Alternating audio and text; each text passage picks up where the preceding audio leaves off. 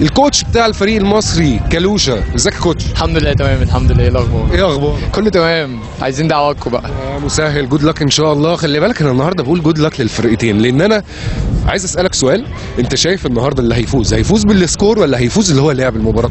تمام. هو يعني اللي انا شايفه طبعا ان احنا نوصل للنقطه اللي احنا فيها دي، هو الاثنين كسبانين، يعني كل الناس كسبانه دلوقتي. يعني احنا من سنه تقريبا او من سنتين، وانت عارف طبعا الكلام ده كويس، كنا على بعضينا ما نتعداش 200 لاعب في مصر. دلوقتي البنات دخلت، دلوقتي البنات بقت تلعب دوري، دلوقتي البنات بقت تجيب فرق من بره ونتكلم وفي كوبريشن او تعاون مع بعض. فاكيد ما حدش خسران النهارده. ده اكيد، وخاصه كمان يعني انتوا بقالكم فتره بتستعدوا للماتشات وبتلعبوا ماتشات، وانتوا يعني التيم بتاعكم تهيألي من التيمز اللي ظهرت اول ما ظهرت دخلت في المنافسه سريعا يعني.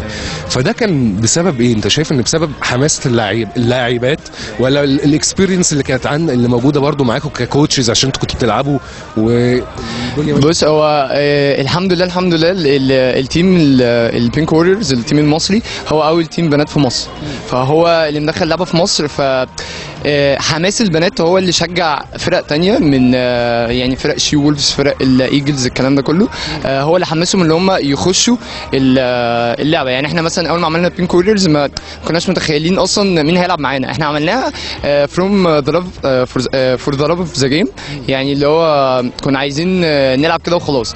دلوقتي لا، لقينا البنات من كتر حبهم بقى يتكلموا بنات صحابهم، لا يلا نخشوا، يلا جربوا، يلا الدنيا بقت كويسه. فلا يعني الحمد لله اللي احنا عندنا الدور الرائد في المجال ده. كالوشا، قلت ايه للتيم النهارده؟ يعني احنا عارف بقى اللي كان في كلام في اللوكرز وكلام النهارده في الورم اب، يعني بتتكلم معاهم في ايه؟ تمام. انا اهم حاجه نبهت عليها اللي هو يبقى فير جيم، ما يبقاش في تنشنه، نلعب عادي جدا نفس اللعب اللي بنلعبه في التمرين نلعبه في الماتش. الامريكان فوتبول هي حماسيه قوي، فممكن عادي لعيب عادي هادي ممكن يتوتر.